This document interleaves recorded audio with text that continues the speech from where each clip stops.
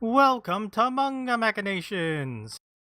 This is episode number 508. Today we're doing a Twipple Dip. I'm Dakazu, and with me is Darfox8. Hello, it's me, Dark Foxy. And Morgana Santilli. Hi there. Hello, everybody.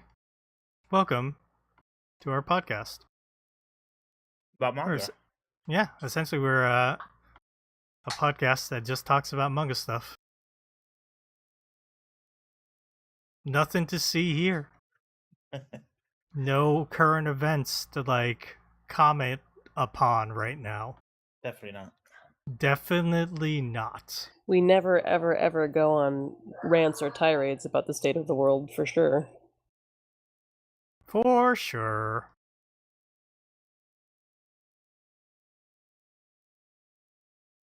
We are recording live over on youtube.com/mangabaktv.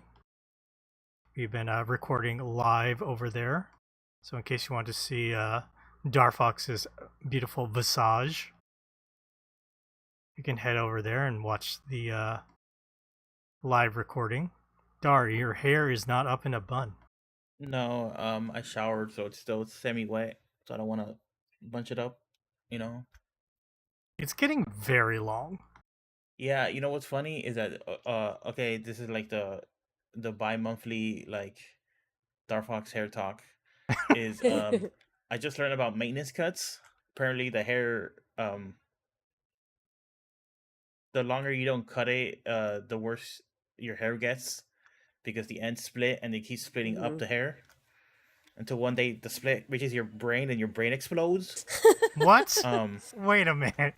So it's typical if you have long hair or growing your hair, you have every month or every 2 months you have a maintenance cut where you cut off a couple inches, or maybe a couple inches is maybe too much, but like an inch or so, just get the split ends out. But because I haven't done it ever since basically the start of COVID, I'm probably have to cut off a few inches to get the healthy bits of hair. I don't really know how to tell what's healthy or not, so I'll be relying on hair professionals to do that for me eventually.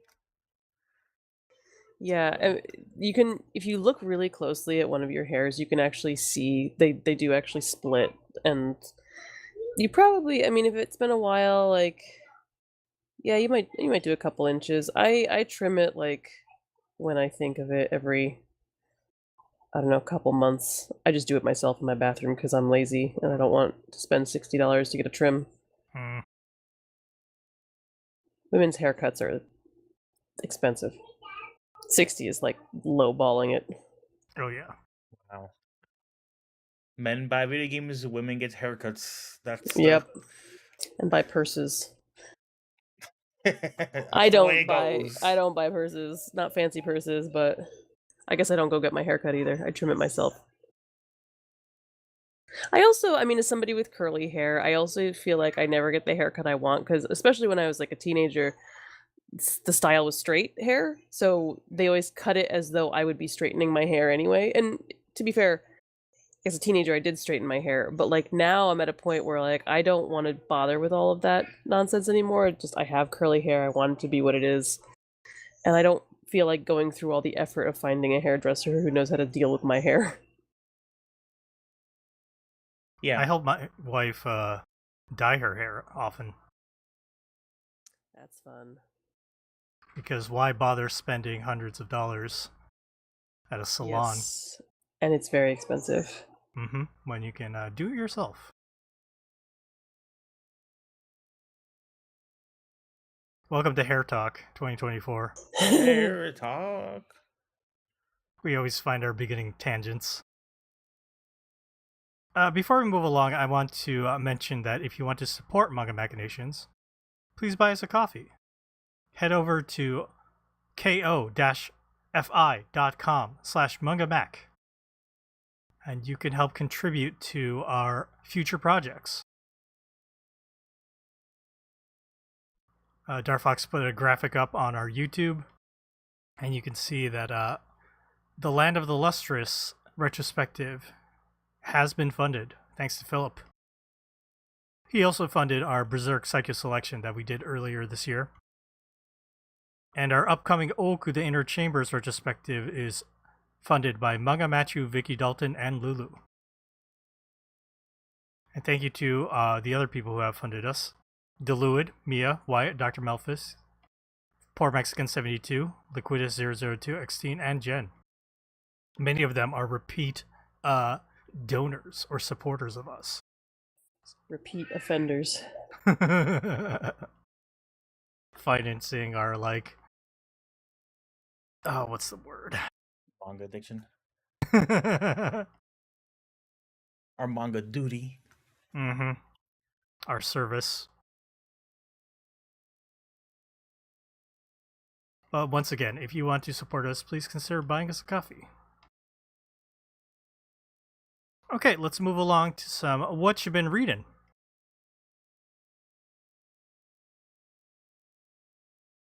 So, Darfox, have you recovered from your stream yesterday? Yeah, probably. Well, Morgana, Darfox was streaming video games for 6 hours. Oh my gosh. That's not too bad.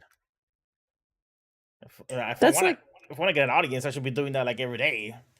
It's like a full day of work. Almost. Yeah. Full day of fun. I don't always stream that long. But I hadn't played games in a while, and I had a couple new stuff I want to try out, so I did that.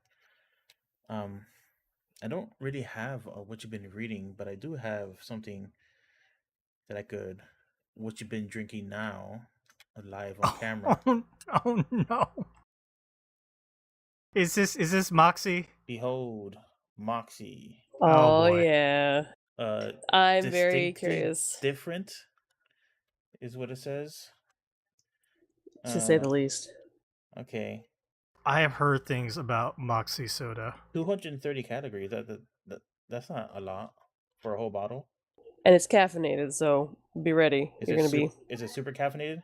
I don't know that it's more 36 caffeinated. milligrams per 20 fluid ounce. That doesn't sound like a lot. I think that's a little bit more than Coke. A little bit more than Coke. Okay. I might not drink the whole thing though, because I'm actually not drinking caffeine. I could drink like a Coke here and there. But okay. I think the only thing I heard about this is that it's kind of like root beer but different. Yeah. So it's very herbal tasting. I love herbal. I had heard it tasted like bubblegum. No. It doesn't. It tastes like medicine, frankly. I love it. I love Moxie, but I also really like root beer. Sarsaparilla, things like that. I mean, I like chamomile without any sugar. I just take chamomile straight. So this is definitely a stronger flavor than that. Well, I mean, it's sugary. It's sweet too. So let's just see what you think. Okay. I'm curious. Let's do it. Let's rock and roll. Let's rock and roll. Before somebody take the shot at me. For those of you in the audience listening who don't know what Moxie is, this is extremely New England soda. I believe it's originally from Maine, but we all drink it up here. I honestly didn't have it until adulthood. That makes sense because I grew up in New York and I'd never heard of it. Yeah, no, it's very new. Do you hear my daughter screaming? Oh yeah. Yep. She is a wailing. Yeah, I'm downstairs because it's really hot in this house, so I'm recording where there's air conditioning. Makes sense. It definitely smells like root beer. It smells like root beer taste. Yeah, it's a similar thing. All right, down the hatch. Bottoms up, Dar. Gok, gok, gok, gok. Japanese onomatopoeia for drinking. Gok, gok. Yeah, I'd say that's like a cousin of root beer. It's if you like root beer, you like this. It doesn't actually. That's weird. It doesn't actually have the root beer aftertaste. Hold on, let me try again. Gok, gok, gok.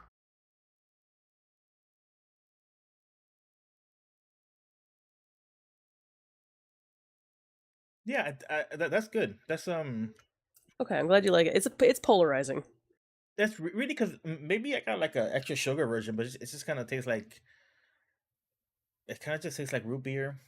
No, it's not. That's the usual kind. I mean, it's pretty sweet, but also kind of. I think people. It's like root beer, but maybe a little more bitter in a way. I think that the initial drink is more bitter than root beer. Root beer, like the initial, like as you're taking a swig, it's very sweet. But root beer has like an aftertaste for me. This doesn't really have that aftertaste. So I'm feel like I'm missing something with this one. Yeah, some Um, people really hate it, and people like me really love it. but So I think I'd rather drink this than root beer just from an initial swig because that aftertaste of root beer I don't really care for. The way you guys are talking about this reminds me of like Jepson's Malort. Jefferson yeah, Malort.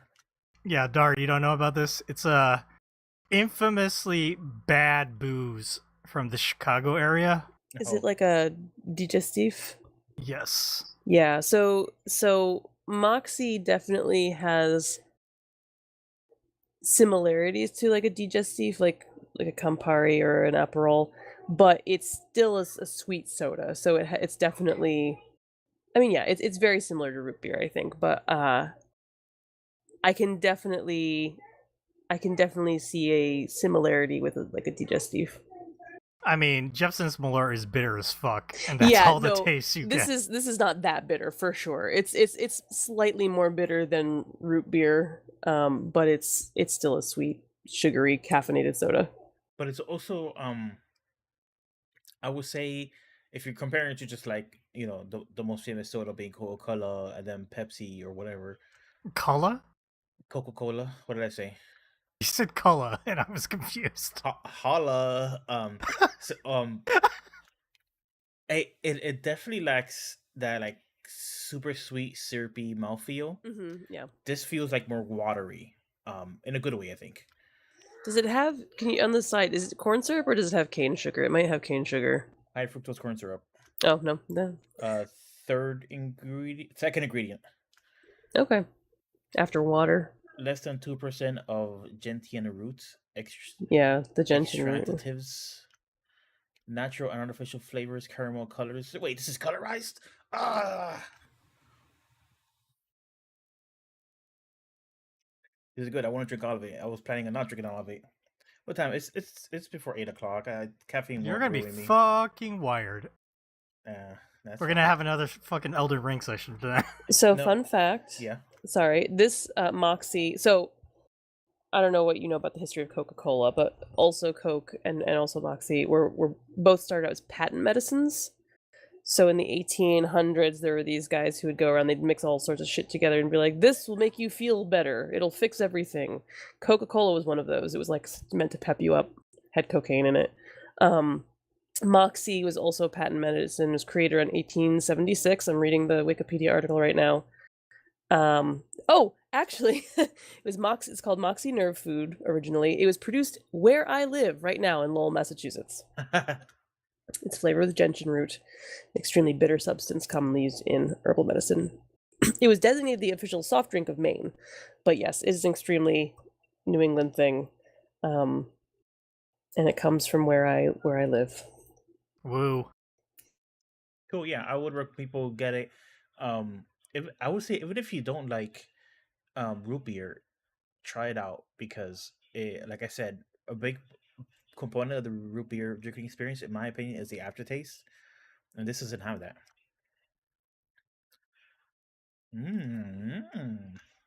Should have paired this with some sort of Maine cracker or something.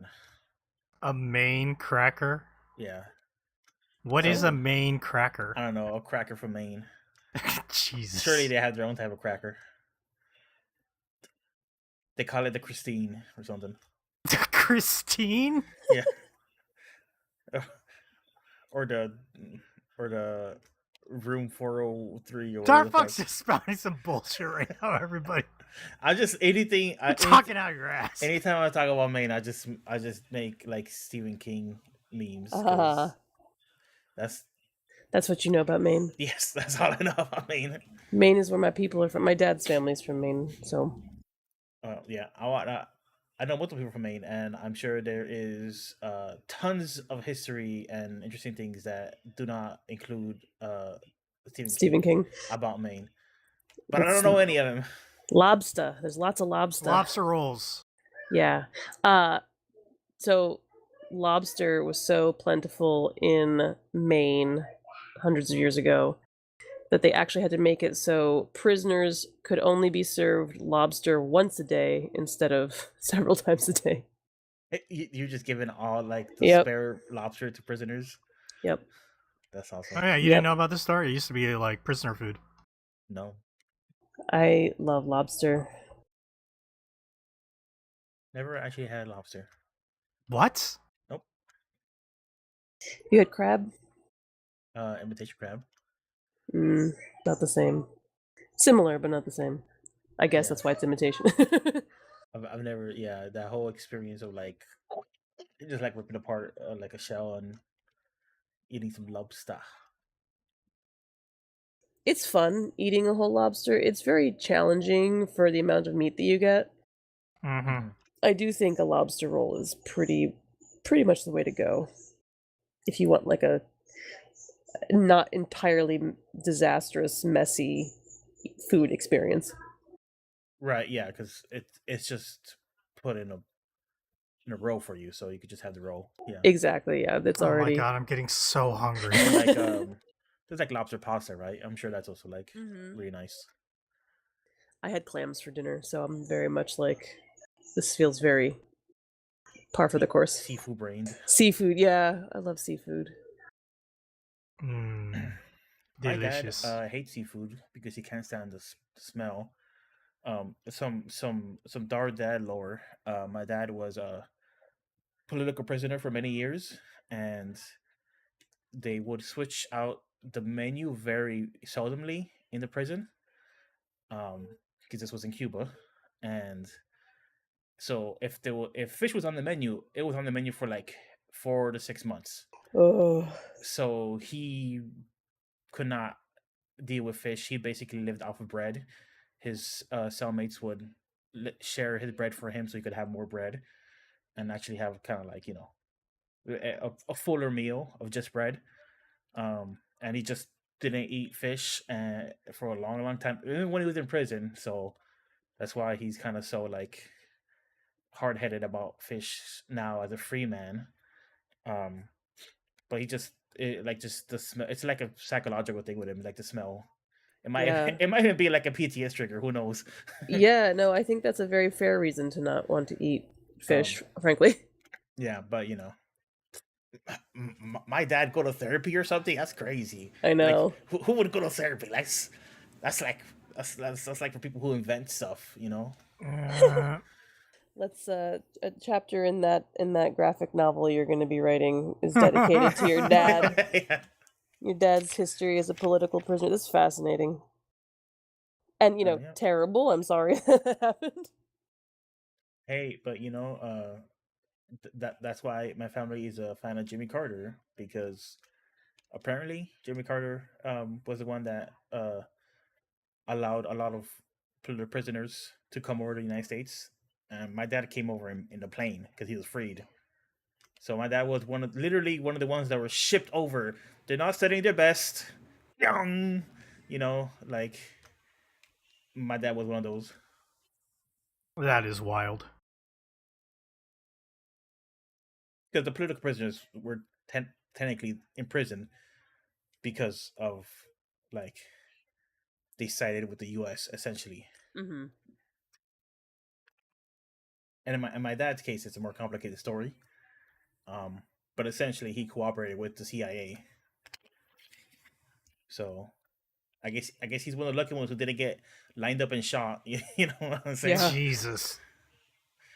So, without Jimmy Carter, I wouldn't be around. Thanks, Jim. What a guy. Yeah. What a guy.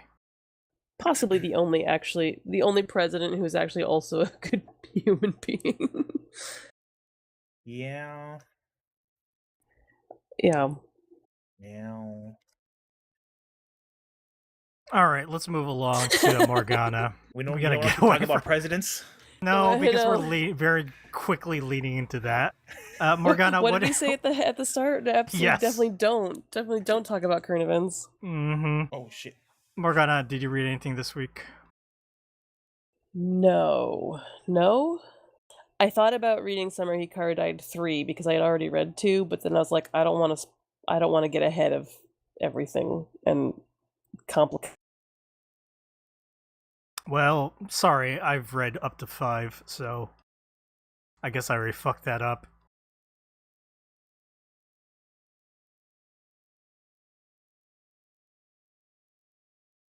Alright, I guess I'll just go then. Let's see. I guess I'll talk about anime first. I started watching the new season of Oshinoko that started this summer. Ah, yes. It's pretty good. I was watching with my wife and she was very confused because she was like, I don't remember this. But she did notice that season 2, like, the quality of the animation was really good. She was like, did they get a higher budget? It's like, maybe? The first season did really well. There are some terms that are being thrown around this anime season because it's all about like a 2.5 stage play. And my wife was confused. She was like, what does that mean? I had to explain it to her that 2.5 means not two-dimensional, but you're adapting something that's two-dimensional, like manga or anime, into a live performance. But incorporates a lot of like 2D elements, so that's why it's 2.5. At least on the stage versions, they call it that. I had to differentiate between that and live action adaptations, like that Netflix Yu Yu Hakusho. Well, yeah, I only watched one episode so far, and there's maybe a couple more, so I'll be watching more of that. It's good. Oshinoko is such a weird thing to explain to people because like the base premise is so fucking convoluted. And it just sounds sketch. It does. I've actually explained to multiple people at work because we And have they just Oshinoko. look at you with a weird look, right? Because Yeah. they're like, wait, this guy becomes like the baby of like And I'm the like, idol he wait, liked. wait. I know how this looks. And I just kind of like it's a weird kind of Your taboo. personal DEA agent is like fucking like, Dar, what are you doing? Yeah. Yeah, I mean, try marketing it. Oh shit, Like, that's right. You know, the first volume is very different, right? And we started out with a whole, you know, the back cover copy starts with talking about this gynecologist, and I'm like, this is not gonna sell this. It's very, you know, kind of makes you think it's one thing for sure, and it's not that thing. The entire first volume is basically a prequel. Yeah. Like, the story starts in volume 2, essentially. It's a wild time, Oshinoko. But it's very interesting reading that story because the main characters are involved in a stage play for season 2 that's based on a manga. And then the manga artist comes in and is like, this script sucks, I need to change everything. And you know, after you guys remember what happened with the manga artist who committed suicide after the Sexy Tanaka-san one? So this hits a little harder, I will say, based on that. Kind of interested to see the people who haven't followed the manga, they don't know what's coming, what they think about this.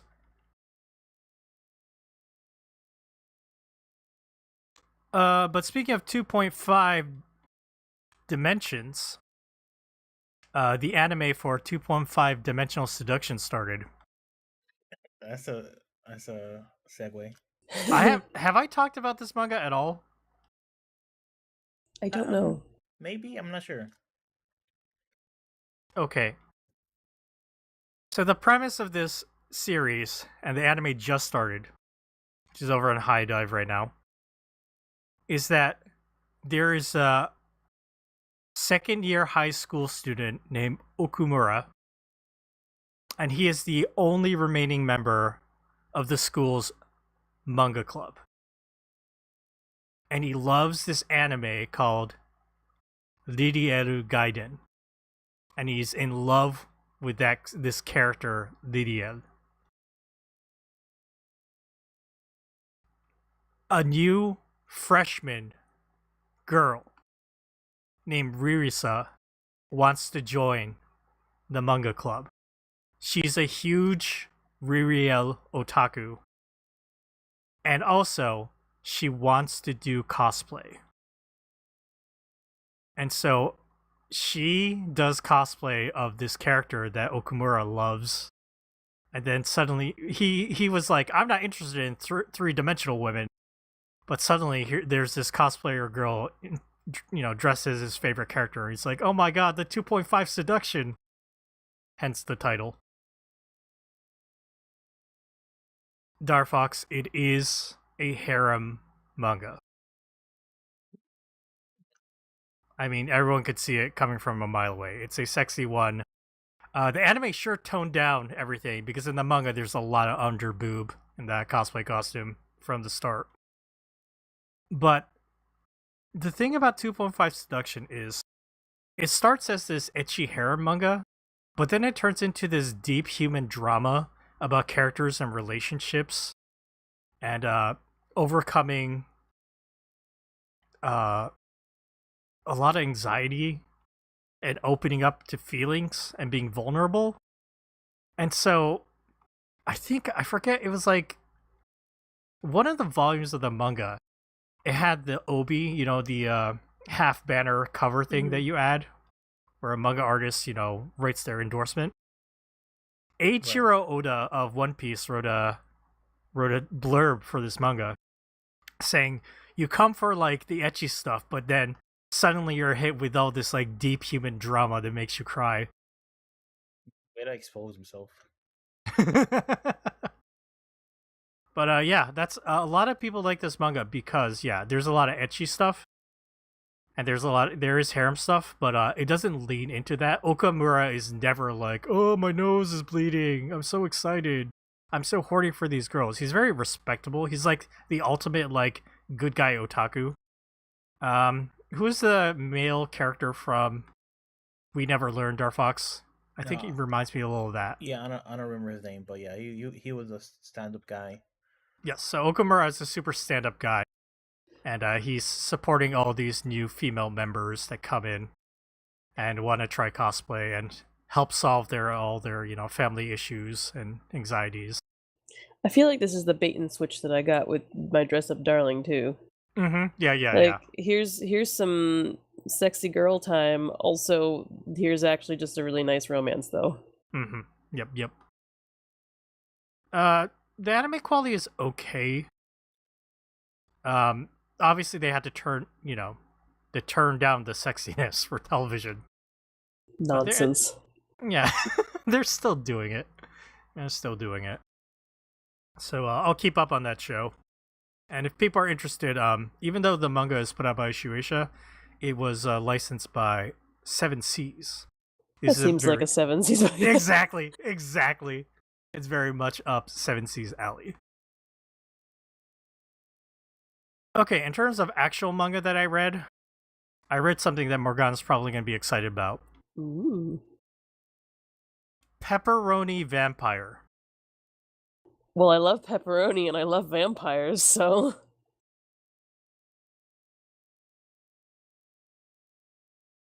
I posted the sample chapter 1 to Darfox and Morgana. This manga is set in the USA. And it's about how a popular drag queen from the big city moves back to her hometown in the Hicks after her mom passes away. She didn't have a good relationship with her mom, who basically like abandoned her after she realized like she wanted to do drag. But when she goes back, she somehow gets confused by this young kid who goes by Pepperoni that is convinced that this drag queen, Lori is her name, born name Lawrence, is a vampire. And this kid is he is under the impression that he got bit by a vampire, so that's why he can't go outside. Clearly it's like issues of some kind of anxiety, possibly stem from bullying. And so, that this kid is convinced that this drag queen is a vampire, even though the drag queen wants nothing to do with this kid. And then the kid's older brother is a cop in the town who immediately wants Lori to leave because the town had a violent case of a assault against like a gay couple 36 years ago, and that was never resolved. All that was left at the scene of that crime was a VH initial. And so this cop Mash is like, you need to get out of town. Your life's in danger. VH might strike. And Laurie's like, bitch, I'm the motherfucking vampire queen. Like, I give a fuck. And, after all the local people come complain and, insult Lori's like, fuck it. Mash and Pepperoni have a abandoned family diner.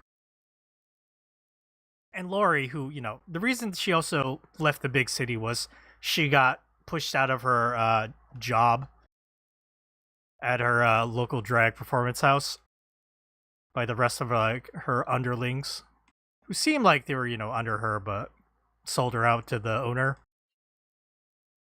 Lori is like, I'm going to rebuild this diner and make it into a drag performance house.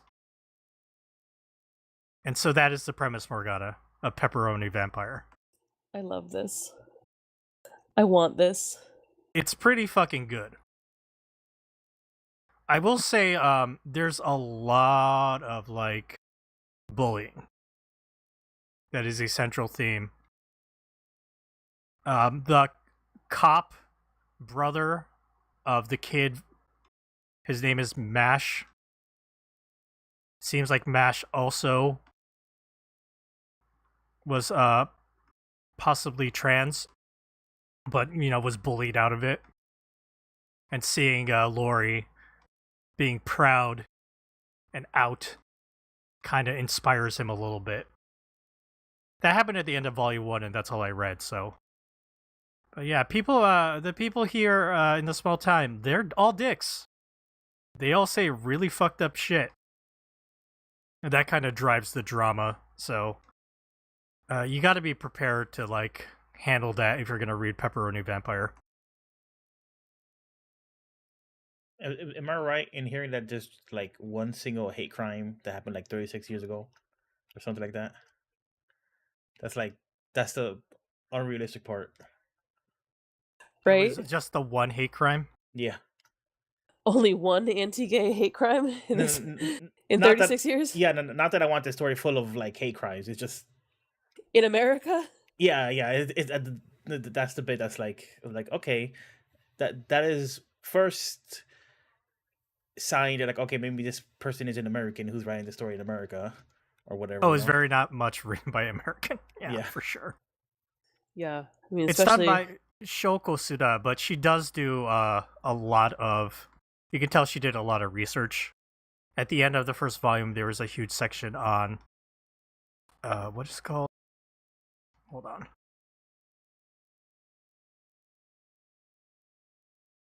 Sogie, which stands for sexual orientation, gender identity, expression.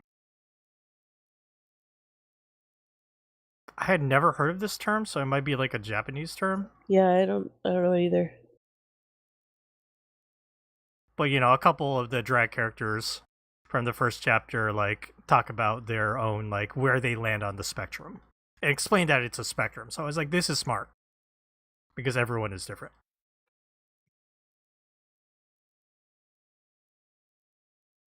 I like the art.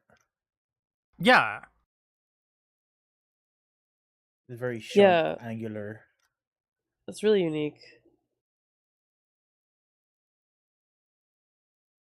It just sounds so great.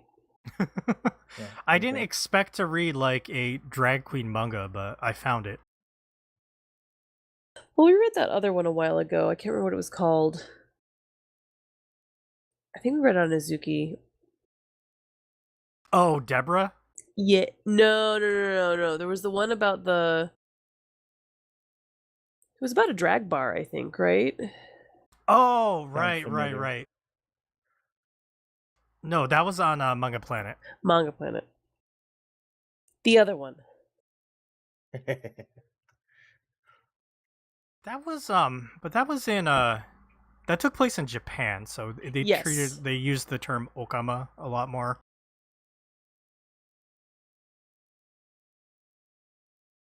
That feels a little bit more antiquated compared to like actual drag queens in America.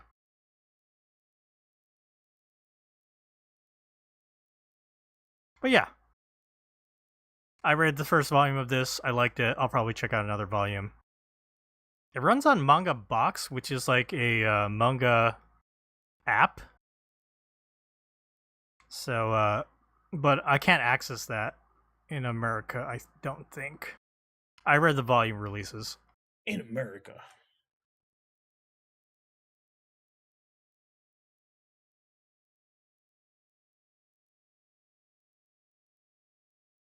This manga has 1 rating on Baka updates, and it is a 1. What a baka update that was. Yep, Right? agreed. I bet somebody didn't know what they were getting into. Uh-huh. They're like, oh, I love pepperoni and vampires. I mean, Literally what I said. if you look on the cover, it's very obvious what this is about. It Yeah. should be very clear. Yeah. But yeah, and there you go. That was what I read this week. Let's end what you've been reading and get ready for a big twipple dip. But before that, let's talk about next week. Next week, we're going to go back to some Pride and Panels. We didn't get to do the full month of July with Pride and Panels, so this is a little extra meal of Pride and Panels. We're going to do a one-shot review of Until I Met My Husband, which is a manga based on the memoir of gay activist Ryosuke Nanasaki. The first religiously recognized same-sex marriage in Japan.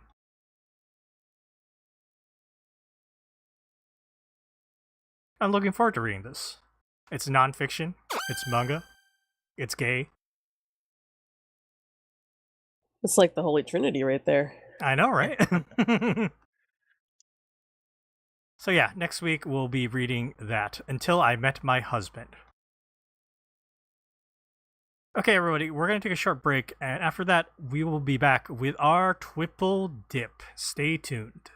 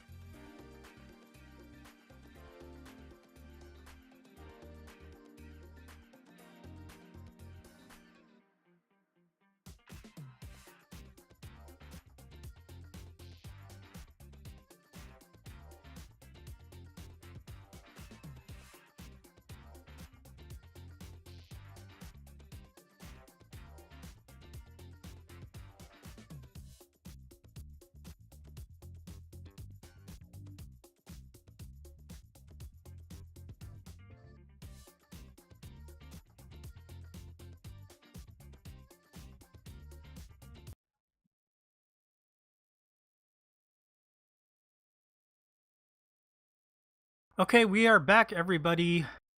It's time for the anti-Seamus twipple dip.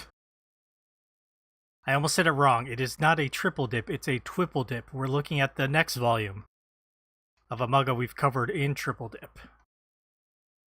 And we've selected 3 manga that Seamus did not want to read any more of. We've got Dragon Quest, The Adventure of Dai. The Summer Hikaru Died, and Don't Call It Mystery.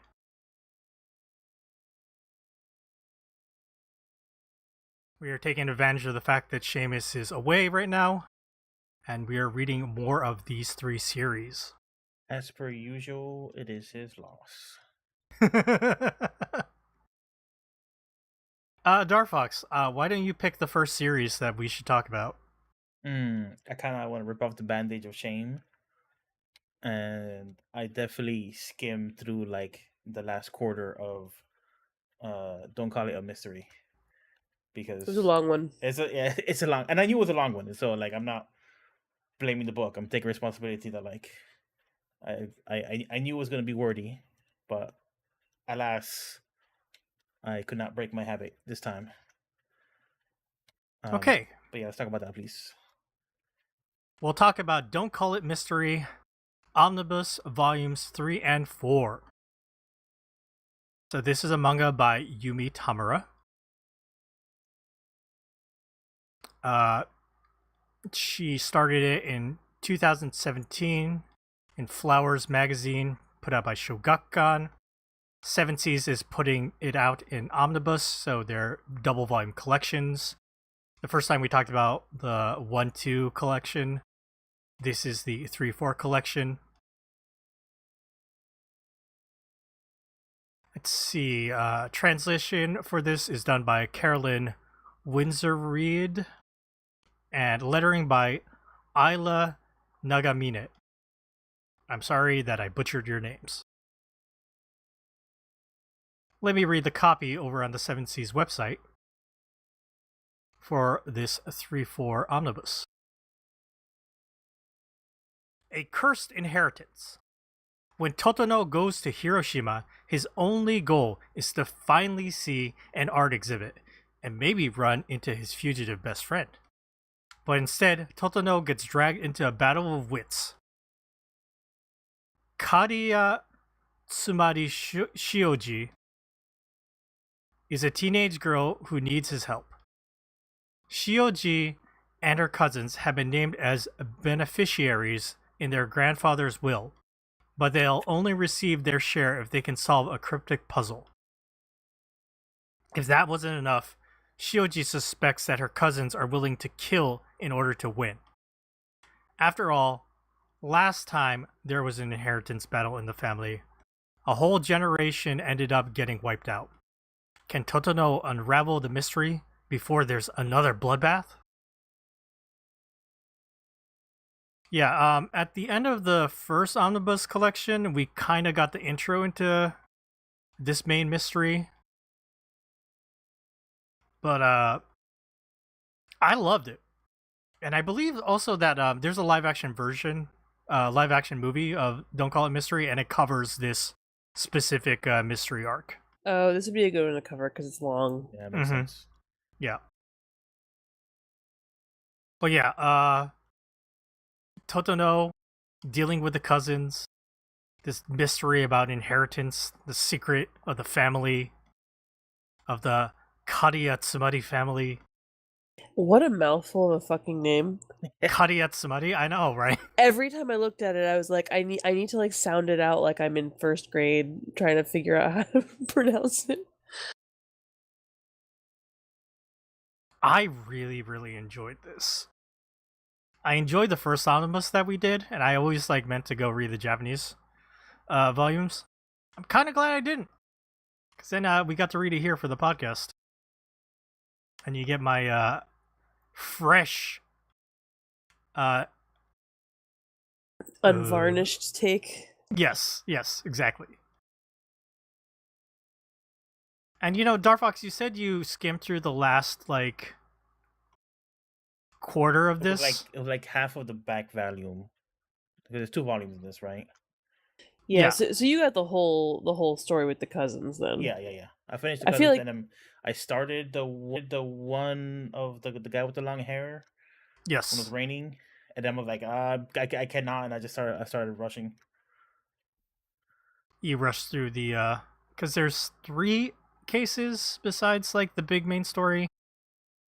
The guy in the rain, and then Totono ends up in the hospital, so like talking with the old man. And then finally like the secret of the greenhouse. yeah, and those 3 are kind of separate and also connected. Like the one leads to the next, but they're not. They're all kind of their own thing. Mm. So if you got through the whole first story, that I feel like that's the meat of the Yeah. of the book, really. Yeah, I mean, I liked it. This is one of those unfortunate situations that's just like my bad reading habits and or bad just time management habits getting in the way of me enjoying a book. Um, but yeah, what's the main guy's name? Toto no. Toto, no? Toto no. Okay. Yeah, I really like their and we probably talked about this last time, but their the amount of fucks they give, right? Because they do care. They are like a compassionate person. But they have a certain demeanor about them. Um that's different than like the whole like Sherlock Holmes, House MD, like I'm an asshole, but I'm super smart and I'm gonna tell you exactly what you need to hear kind of thing. It isn't that. Um, it's a lot more compassionate. Um, but it still isn't like you know overbearing do-gooder kind of like um personality. So I kind of feel like this was the case with the first, but I don't remember how much I vocalized this, but like his whole vibe basically makes this book, Yeah. which you want the detective character to be somewhat dispassionate and taken or like separate from like the suspects or the victims, right? Because they're obviously very passionate about the whole situation. They're either are committing crimes or are victim of crimes, and their tensions will be high with them. So you want the detective character to be kind of like calmer, right? So it's built into pretty much like the whole genre basically of like the super sleuth. Um, but the the particular like cadence and vibes of Totono um is really fun. I Do you know what it I like him. is? It's his mouth. He always looks like he's frowning. Yeah. Even when he smiles, it's a bit of a frown at the beginning. And that's like just adds to that kind of dispassionate. Even like when he gets a little flustered and it's usually has to do with personal hygiene stuff. Like he's like, I can't imagine someone like touching my clothes, my dirty clothes. Please. He has resting I don't give a fuck face. Oh, speaking of like funny mouths, the fucking detective guy, the blonde guy, appeared again in the latter half when I was skimming. Like, oh, I want to read more of this guy Mm-hmm. because I like the goofball in the first omnibus, but I didn't get to because I skimmed past him. Yeah, he wasn't in it a ton. But yeah, he's fun. It's yeah. Was he learning about taking out the garbage again? Not this time. No, I mean I guess I'm gonna spoil it a little bit, but Totoro was giving him a tip, basically. When he met that guy in the rain. That was a fun individual case. Same with the second one with the old man. Morgana, was that a ghost? Is that what that means? Right? I don't know. I was like, oh, we're getting into the supernatural detective shit now. That's fun. It's kind of not clear if like he just passed away and Totono slept through them like removing his, body. But that was I like that story a lot too, where he's like giving all these things and Totono just figures it out. So I have to ask, in the first case, since you both read the whole thing, how did you feel? Did you see it coming that was it Shioji her name? Shioji that she was setting up some of these incidents, and then did you see the big reveal at the end when it was her like, what was his name? Asa-chan? Was that his? Yes. She was the grandson of the lawyer. Right. How did you feel about the setup for those, and did you feel like when it was so? I guess I preface this to say, on both cases, I was like, yeah, I knew that. And I don't necessarily think I knew it because the clues added up to it. I think it was kind of more, I've read a lot of mystery fiction, and it felt like the right character to do the thing, if that makes sense. I could see that because I feel making Shiori, wait, is that what her name? Shiori? Shioji. I'm making her like the culprit is almost like a cliche, where like that kind of stuff happens a lot. And it was making sense how he was laying it out. But I definitely wasn't thinking further ahead from that, and I like that like it went further and there was. See, to me, it's the opposite. As soon as that Asa guy showed up, I'm like, this guy's sus. Yep, yeah. 100% sus. Like, the girl, Shioji, immediately trusts him. Yeah. And he's always nice, and I'm just like, and she's inviting him to every meeting. I'm like, no, girl, you're getting yourself into trouble, man. The reveal that Shioji was the one who locked her cousin, in the one vault and whatever, and was trying to like plant a rusted knife so they fall on it. I'm like, Jesus, that's fucking dangerous. Yeah, but I had a feeling it was her, and then it was revealed immediately, and I was like, okay, cool. So, what's actually going on then? I did like how like the cousins all came together and decided to work together. Yeah, even though at the beginning they were being petty, so that was nice. Yeah, that's another thing. Like, I feel like it's very common in mysteries to have this kind of everybody's at everybody else's throats because they think somebody's a murderer. And I really like the way this changed that narrative and made it so that the characters who could have all been suspects in a crime instead banded together and solved a crime.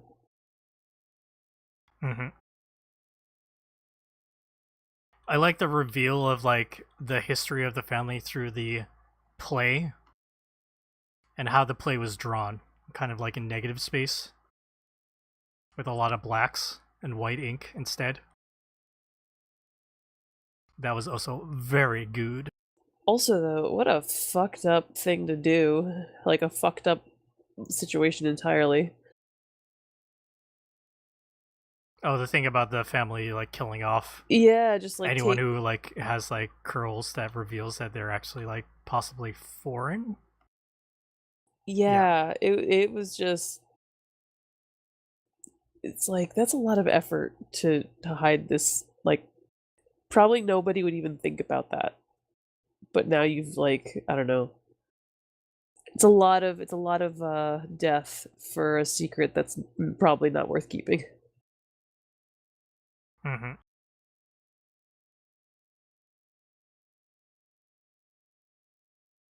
What do you think, Morgana, about the end where they capture Asa and Asa like starts like blaming Shioji or thanking her for her help?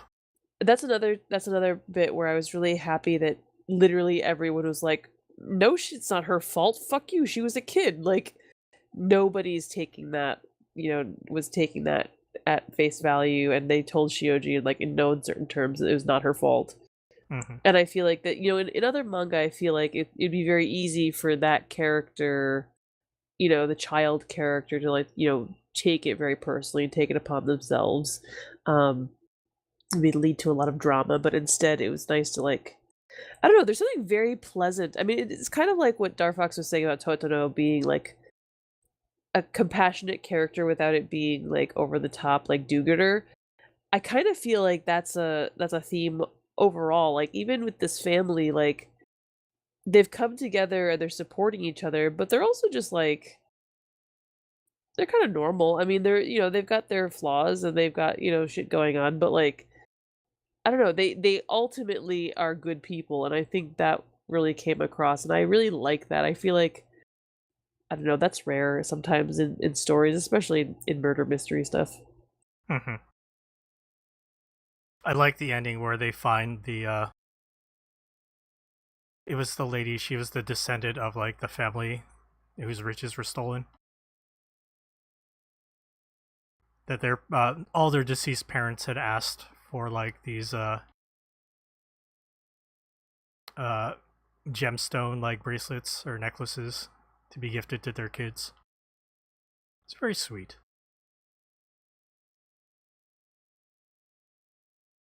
My wife is also into gemstones, so I can relate.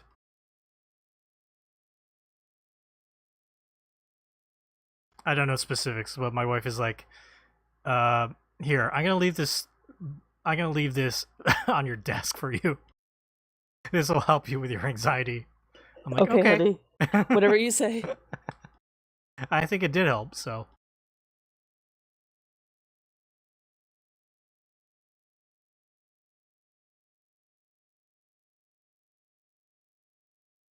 Do either of you have anything to say about Yumi Tamura's artwork? We've read quite a bit of her stuff between this and Basara. I like her artwork. It's interesting. Reading the chapter that was basically the conversation with the guy in the rain. As I was reading it, I was like, man, this is just heads, right? This is just talking heads. But that didn't bother me. I think of a lesser artist, it would be harder to like want to read that. I mean, there's there's this handsome man in the rain with wavy hair that's wet, and it's just all drawn very nice. And so you're just entertained by that and the close-up shots of his face. It's good. I I've think, been a fan of her work, and like I'm glad that we get to read more of her stuff. yeah, I think we mentioned last time we read this too that it's really interesting to look at this next to Basara, which is very dark. There's a lot of like screen tone. It's a lot of it's a different kind of story altogether, and this is very light. I feel like there's like the lines are very fine, and there's not a lot of dark, not a lot of screen toned. It's very open. I feel like it's because it's the change of her working process. Definitely, This is clearly digital. yes, definitely. And both are good. It's just interesting to see the progression, right, or the change. I still miss her screen tone work in Well, Basara because obviously I yeah, prefer like traditional media. 80s, 90s shoujo screen tone is like it's like a thing of its own. Yes, and it's wonderful. I want to read more of this because at the end of this we had the new character, the one that was leaving the Yeah. coded messages, the greenhouse, and like obviously connected to I forget the name of like the character from the first collection that Garo? yeah, I think Garo, yeah, because he like Totono went to Hiroshima to possibly meet Garo again, and then gets wrapped up in this entire family drama mystery. But Garo's going to be showing up later. Oh, I'm sure. I feel like he's Totoro's Moriarty. Yes, Like he's not actually a villain, but he's just like that guy who's behind everything. it's because Totono himself is such an unwilling participant in everything. He's like, man, I'm gonna miss college classes. I just wanted to go out and get some stuff so I can make some good food, and now I'm stuck in the hospital. This is the worst. What was it? He went out in the rain because he wanted to treat himself to like potato salad. Yeah. He's such a victim of circumstance. He really is. It is great.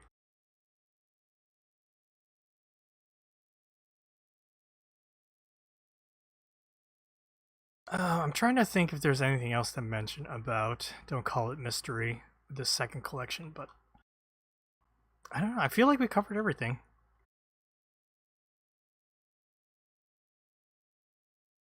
Darfox, I know you didn't get to finish the whole thing, but would you be interested in reading some more of this? Yeah, that's a good time.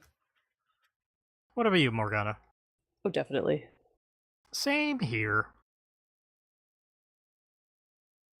All right, I guess we'll move along from this to something else. Morgana, why don't you pick what we talk about next? Ooh, let's do Die. Okay. So we read the second collection of Dragon Quest Dai no Daiboken, or The Adventures of Dai.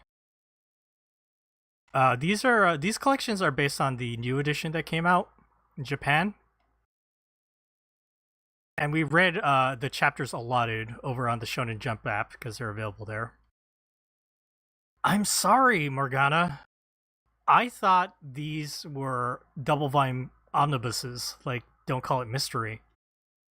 But they've reworked these collections to better suit like the arcs in the manga. We did not get to your boyfriend in this collection. He should have showed up at the end of volume 4, but Wait, who's Oh, the boyfriend? you don't meet him yet. But like he's the Hiei. oh no. Yeah. Can't wait. Yeah. But yeah, volume 2 or collection 2 of Dragon Quest The Adventure of Dai. I don't have the localization team because we read on the app.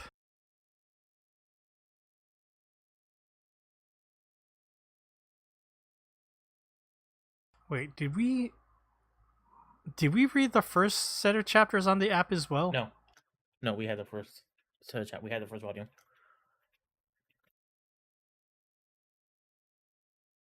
I'm trying to find it.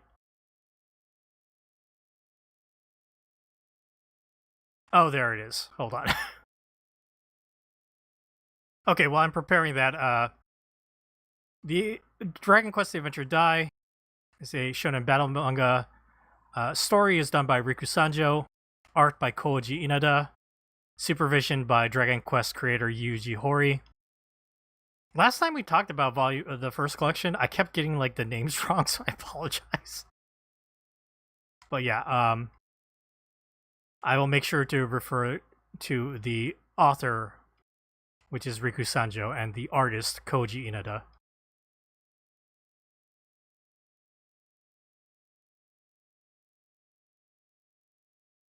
Let's see.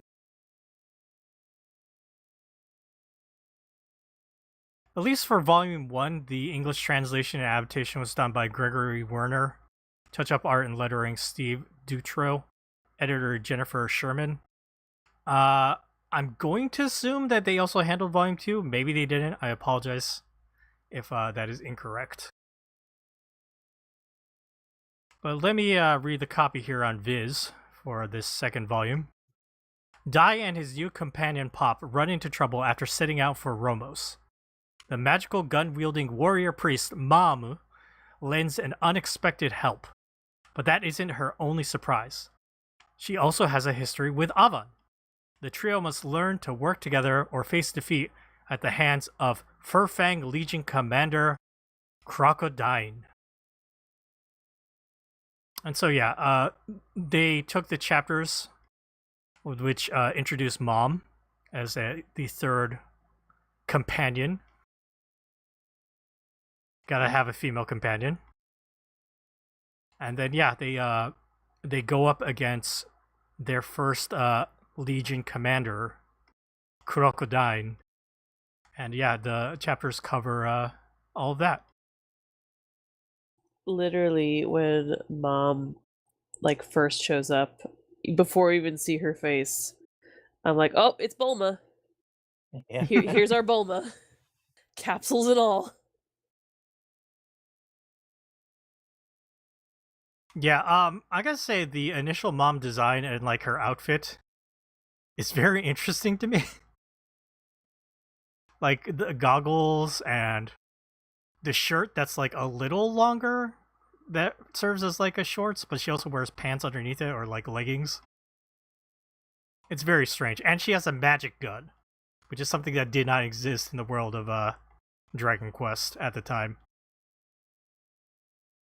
All new inventions done by Riku Sanjo for this story. Morgana, what did you think of Dragon Quest: The Adventure of Dai Volume 2 or Collection 2 that we have here? It was fun. Yeah, I enjoyed it. It was very easy to read, quick. Um, I think I said this last time. I enjoy it, but I definitely feel like it's not.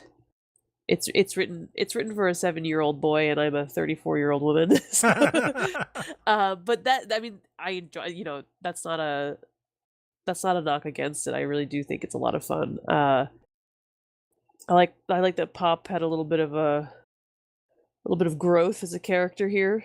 Oh yeah. That bit where the mage in the kind of grifter group was Yes, the like fake giving hero party. yeah was like giving him advice. I thought was really kind of sweet. Uh, yeah, it's the nice thing about this series is it feels dated in a good way to me. Like it feels very. There's been a big push in all media in the last, I don't know, 10, 15 years to kind of make it like serious and thoughtful and subversive. And one of the things I kind of like about this is it's really like straightforward and honest. Um and again, I mean I think that has a lot to do with the audience, but it's just like there's no question about what it takes to be a good person, to do the right thing. It's very like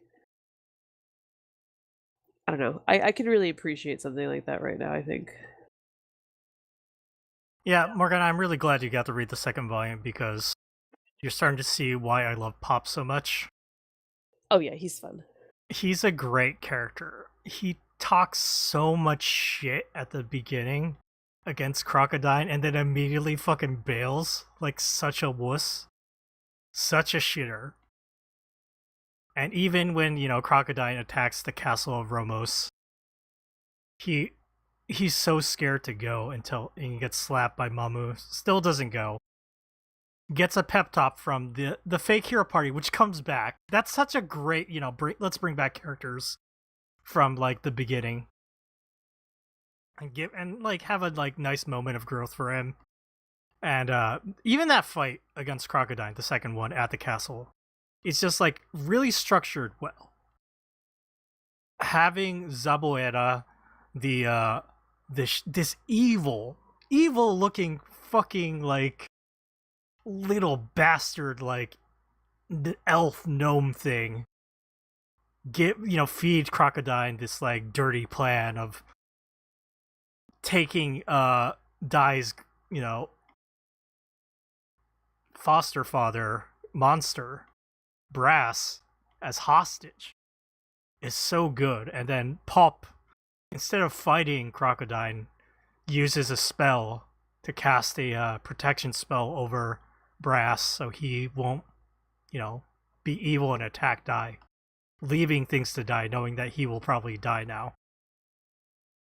It's the setup is like very rote shonen, but it's just done super well. And Koji Inada's artwork is like really shaping up now. That like avant slash that Dai does to defeat Crocodile is perfect. And I can't say enough good things about like Crocodile as the first major like antagonist villain that they all go up against. He's perfect. He's like a monster and he's a bad guy, but he's like an honorable like he's one of those honorable villains. Gotta love him. Yeah, he's great, and like he sees the error of his ways at the end, or questions himself as he's fighting, and he's gonna be coming back, Morgana. It's gonna be one of those. It's gonna be one of those tropes. But he died. In the world of Dragon Quest, there are resurrection spells. And Oh, Hadler well. too was defeated by, Avan many years ago, but came back. Thanks to the Dark Lord, Vern. Burn. And it is ginger ale. Okay, yeah, I've been hyping up Dragon Quest: The Adventure of Dai because I love it. Obviously, it is my shonen book of my childhood, and this is the section where the story is really taken off and getting some good pop material. Darfox, what did you think about this second volume? It's good. Y'all kind of said it already, but just like the purity of characters and art, the simplicity makes it good. The clarity of what's happening and who the characters are. Like, this is like, if this were a boxing match, this is the boxer winning with just jabs. Like, he just jab, jab, jab, jab, jab. That's all he needs. Because like, yeah, there's no this deconstruction. Like the most deconstructive thing you could say this book does is that the hero character already existed, and Dai is like the second hero character, kind of. But even that's already been done in Dragon Quest proper, I think. Yes. So like, it's just doing stuff that Dragon Quest has done before in a different way. And there is creativity, like you mentioned. There's multiple things that were created in this manga that were The later, magic gun. yeah, wrapped back into like Dragon Quest proper because it was so popular.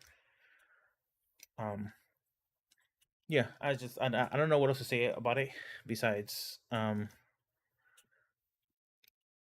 Pop reminded me more and more of Usopp. Usopp really just feels like a Pop. Oh, yeah. Like clone at this point. Usopp is my favorite character from One Piece. Shocking. Though that has kind of waned a little bit because like Usopp's trajectory is not the same as Pop. Pop's trajectory in this series is the fucking GOAT. It is the best ever. He is the best side character ever.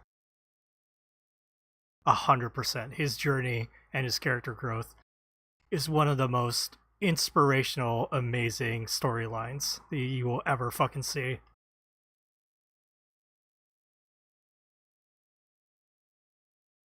I will gas up Pop till the end of time. Is Pop and Mom supposed to be like play on like dad and mom? I wonder. That's a weird thing if it is. When I was growing up, I always I didn't read Mom's name correctly, and I thought it was just Mamu. I was like, oh, it's Mamu. I mean, that makes sense. Then I watched the anime, and it's like, it's Mamu. And it's like, whoa. Okay. I didn't know that. Morgana, we can't hear you. Better? Yep. Okay. My brain, because I'm used to English, read it as ma'am. Like madam. Yep. Like there should be an apostrophe in there.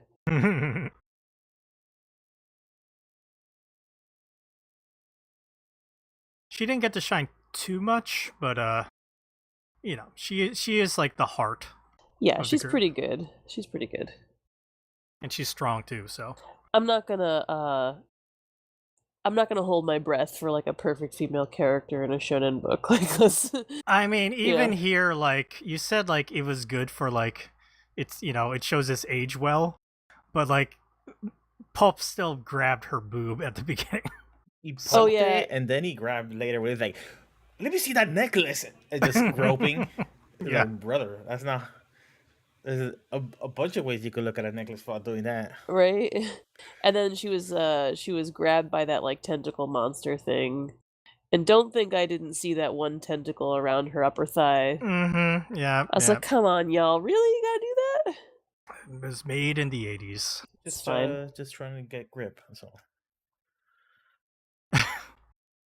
I mean, if we keep reading, eventually we'll hit the mage that was part of Avon's party, and that guy is just a Masayoshi. pet. He is 100% a pederast. Oh my god. There are Cool. there's lots of those scenes, and they did not age well. In the anime reboot that they did, all of that was cut out. He was a horny guy, but definitely zero touching because they were like, yeah, that ain't gonna fly.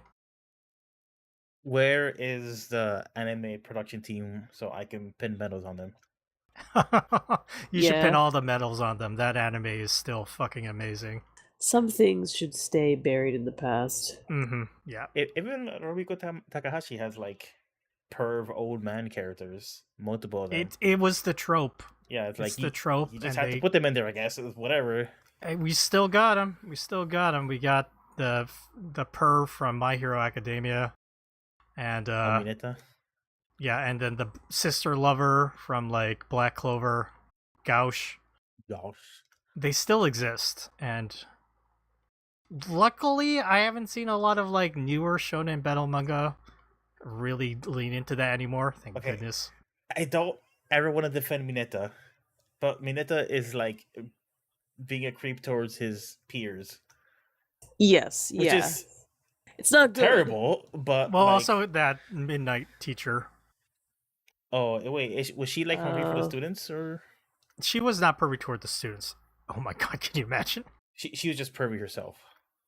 She is a sexy character, and Mineta definitely loved her. Oh, okay, yeah. Okay, That's still bad, but like it's going in the slightly better direction in that this kid is lusting after an adult, as opposed to like the old man going after the girls.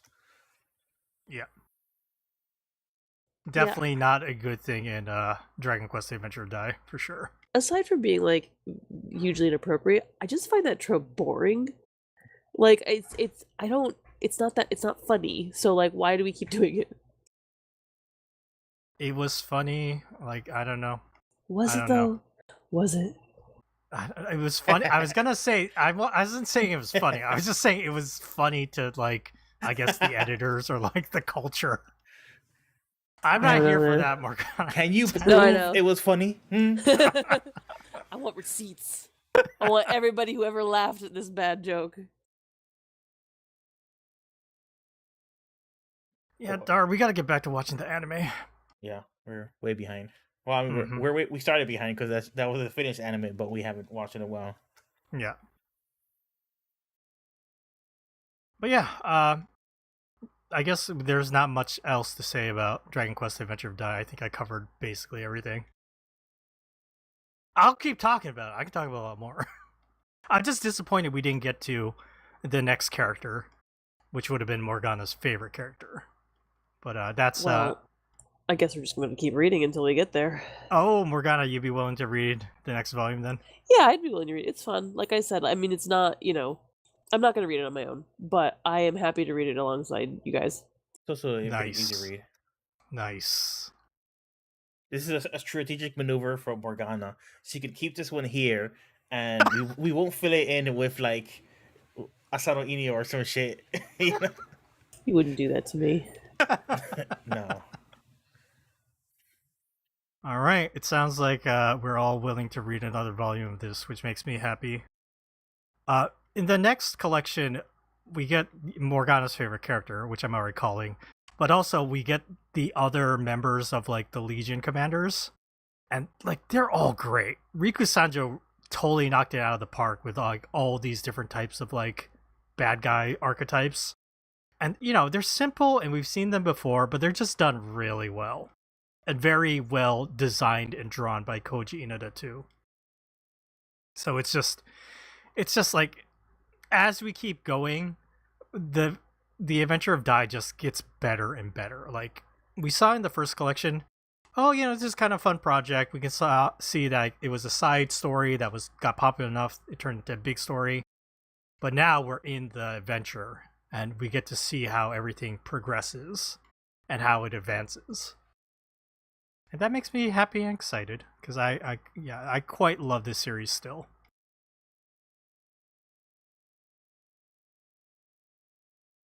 Okay, I guess we'll just move along to our final Twibble Dip title, The Summer Hikaru Died, a manga by Mokumokuren, translated by Ajani Oloi, lettered by Abigail Blackman.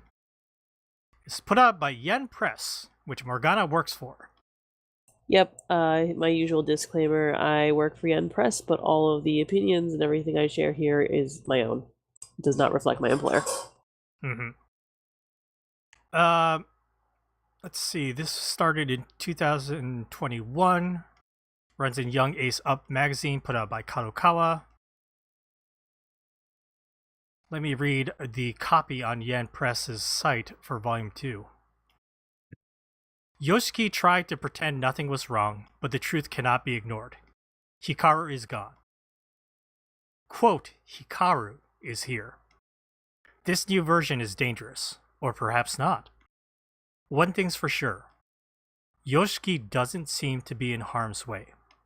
In fact, quote, Hikaru seems to want nothing more than to befriend and protect him.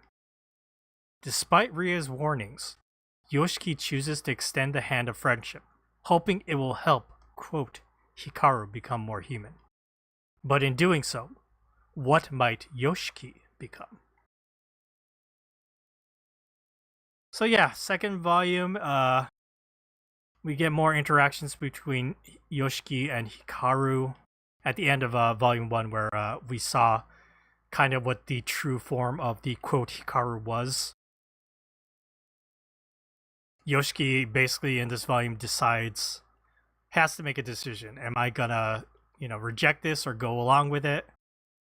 And he decides to accept and go along with this, and that also means accepting the fact that the Hikaru he knew really died. And there's actually a flashback where when Hikaru went missing, Yoshiki found his corpse and somehow made it back and then collapsed with a fever. So he was kind of unsure whether it was real or not. He thought maybe it was a dream, but now he's confirming that it is.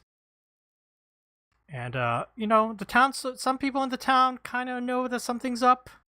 They make a reference to contacting someone known as Tanaka. And so that might be something that is happening. And at the end of Volume 2, because Yoshiki is getting close to this, quote, Hikaru,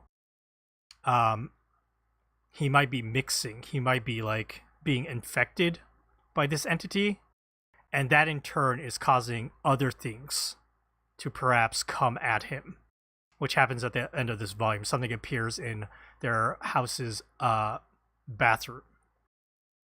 And then at the end of Volume 2, we see, the quote Hikaru comes over to come deal with it. And Yoshiki also enters, even though he was told not to. And then ends with potentially Yoshiki strangling, quote, Hikaru in the tub. Lots of messy stuff happening, Darfox. What did you think of the second volume of The Summer Hikaru Died?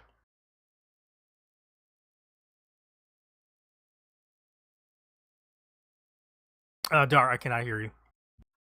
Oh, that's my bad. I was muted.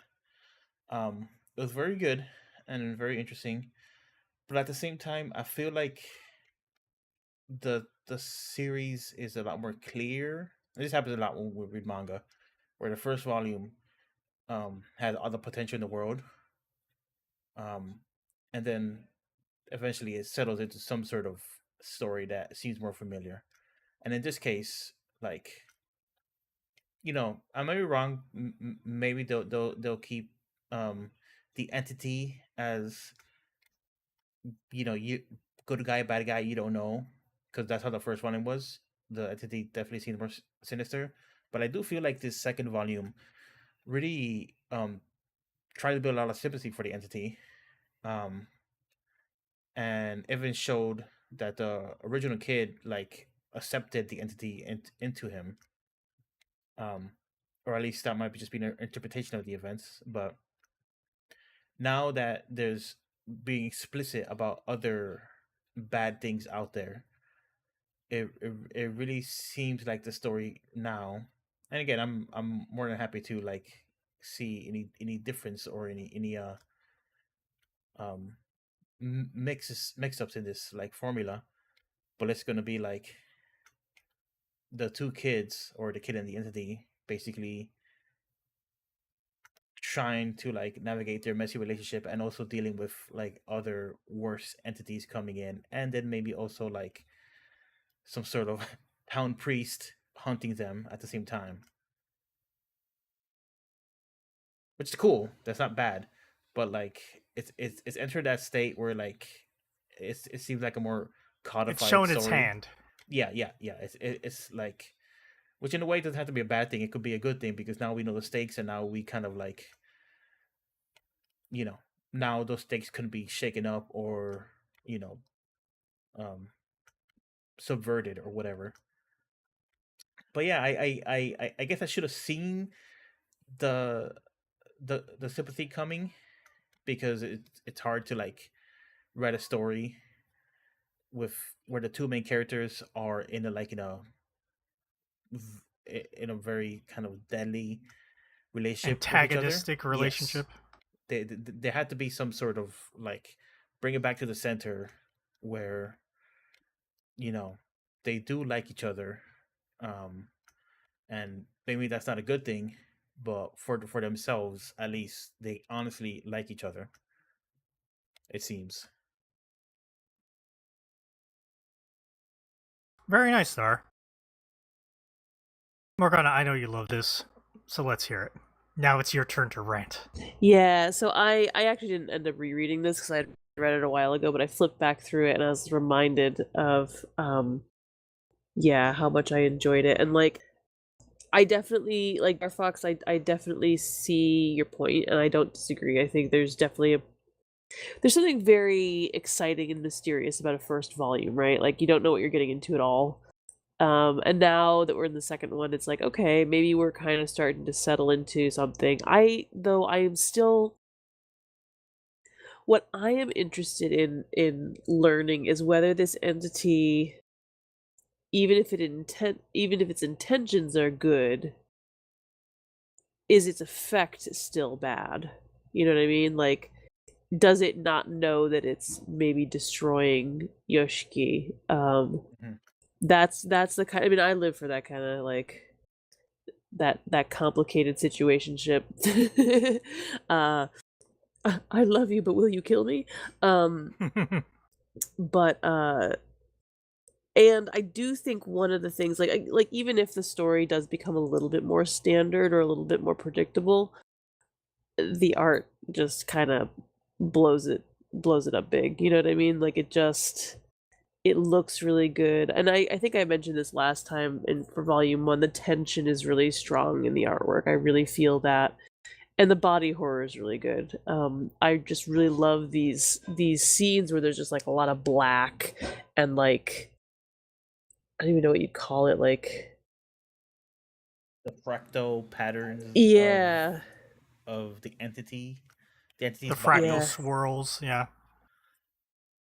It's Spirals, just, I think that's what they're called. Fractal spirals.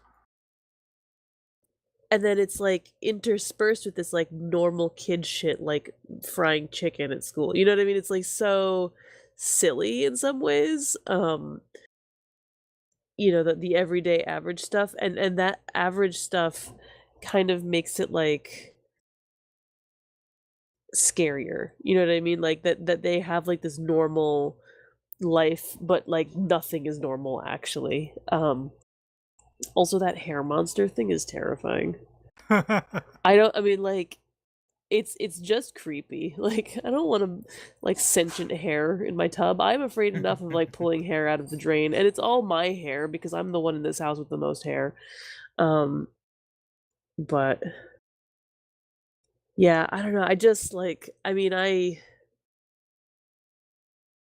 love this series. I love this. I mean just I think I may have mentioned before they did announce an anime adaptation.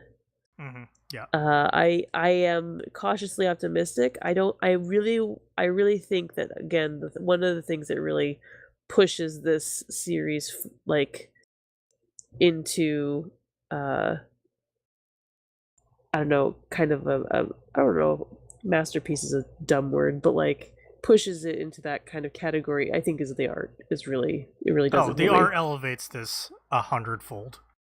I'm looking at a scene right now where there's that scene where the entity is crying because he's like, I just don't want you to hate me.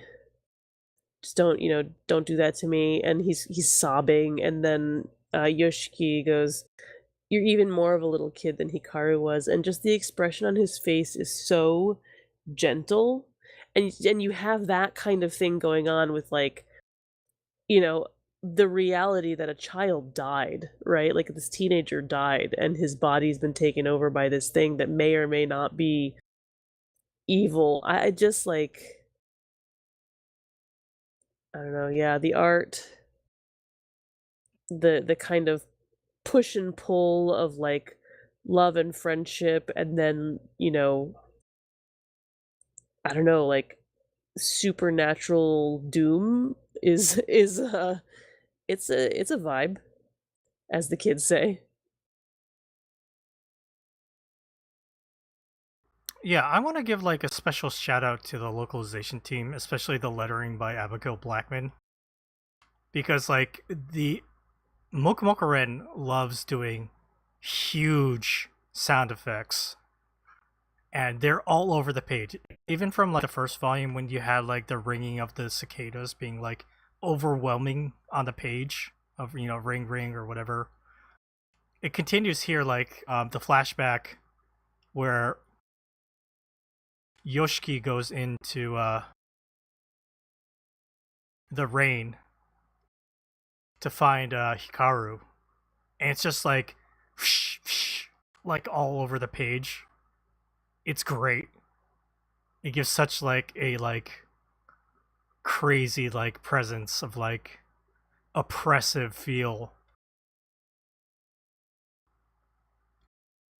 I will say the thing that Dar said about like it, how it kind of revealed itself, and now we're on this path of the story. I think it's a good thing, and it's not a bad thing, like you said, Dar. My issue with Volume 2, and this is probably because I've read up to Volume 5 at this point, there's 5 volumes out in Japanese, is that the thing that you're being strung along is the mystery of like, what is this entity inside Hikaru's body? What is this thing? And the way that they dole out that reveal and story is just so fucking drip slow. It is like a snail's glacier pace. Gotta get that slow burn. It frustrates me, Morgana. No, that's what I want. I want to keep guessing until the very end. For something like this, I want that tension the whole time. I guess I'm just too impatient about some of that. You definitely get stuff like up by volume 5, but even then it's like a very slow process. The old lady Ria that has clearly had some kind of like experience with this that warns Yoshiki. There's a flashback coming up that will explain like what her experience was. And while I like that, I'm still just like, yo, let's just keep going on. And I gotta say, even up to volume 5, the stuff that they do reveal is just, it's one of those like, we answered this, but now you have 5 more questions. It's like, god damn it, dude. I just want to know. That's how they keep you coming back for more, man. I know. And so I love it, but I also hate it. That's the best way I can describe it. Well, that's the whole thing, right? It's the whole relationship. It's the whole thing. It's all about that dichotomy, man. I know we were talking about how good the artwork is, but I just want to really praise like the design choices that Mokumoku Ren does. At the end of this volume, when Yoshiki gets, sucked in to the tub and ends up in a weird field that's like negative space, no clouds in the sky, just white. But then it's like a bunch of square fields everywhere. That image, it looks insane, and I love it. And then you turn the page, and then this mound of brain is just there saying weird shit. And it's so good because it's so creepy and doesn't make any sense. And that's what I'm saying. You've got this stuff up against like, I don't know, normal school kid shit that they're doing, or like chatting about, oh yeah, there was my sister found a monster in our tub, like at lunch. Like it just like I think sometimes in a lot of horror, like and not like thinking about manga, but also just like horror films and things like that. It's just like the whole tone is everything is horror all the time. Everything that's happening is bad and scary, and we live in this darkness. But one of the things that I think is really effective about this is that you don't have that 100% of the time. You just have this knowledge in the background, right? That something is not right. Even when things seem pretty normal, even when like this entity is trying to convince the Mince Aniki, the cat, to like play with him or whatever. That one side character, I forget his name, but the one who has like super short hair, who's super excited about like the fried chicken or at the crane game. He's great. He's a great side character. Super enthusiastic, easy to figure out, very straightforward.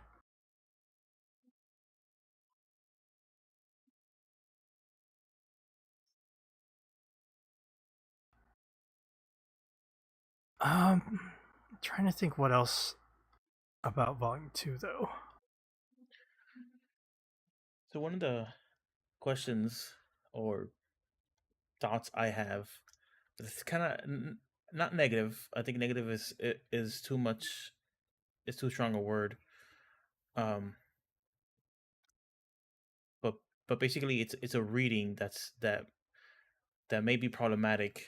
Um, is how they basically like exploring each other's bodies and existence, and it's very much, you know, it's hard not to read it as um young kids exploring sexually, and like potentially like two gay kids having the first like sexual awakening with each other, and the whole thing of it like, oh, this is like a monster body, or this feels so wrong. It doesn't have to be problematic. And also, I'm like a Beastars fan, so I have no leg to stand on, because it's like Beastars is like, oh, predator and herbivore, predator and prey, and the predators just can't help it, and let's compare the eating to like sexuality. So the predators just can't help eat the herbivores, and it's just like, Beastars, it's very problematic very easily when you start like reading into some of its like themes and connections. This isn't quite that, but I do wonder if this can be somewhat harmful to just like show like these two young gay boys and their pretty innocent exploration of their bodies is like this amorphous horror that's just spilling out and subsuming each other. Is it potentially like a mean thing to, or could it be a mean thing? Could somebody read this and feel like that's kind of freakish? Is it saying I'm kind of freakish? Does that make sense? Yeah, I think I know what you're saying. I would Yeah, I get say, it. I mean, first of all, I mean, it's not text that these boys are gay. I think I mean, Right. It's it's easy to it's interpret it's as such. yeah, it's not a crazy interpretation, but so I think you could read it without that.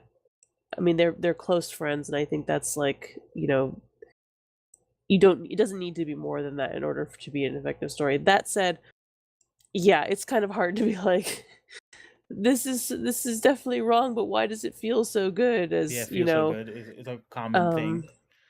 which is weird. I think, I do think it's kind of intentional that it comes across that way. This is just my interpretation. I don't know for sure, but like my thinking is that what he means is that it feels easy to to let go. You know what I mean? Like I my kind of part of my interpretation is, because Hikaru's body was taken over by this entity, and it seems like Hikaru kind of gave permission, right? That is, at least that's what we're kind of led to believe.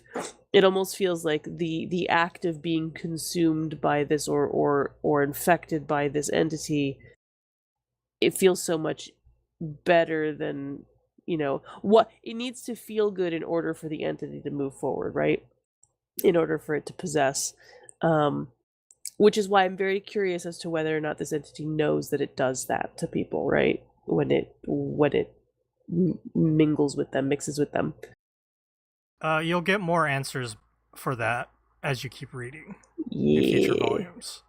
I have the third one in my room. I should read it. I think you gotta wait for 4. It might even be in 5. So, like I said, Well, it's a fucking slow time getting to those. That's okay. It's okay. I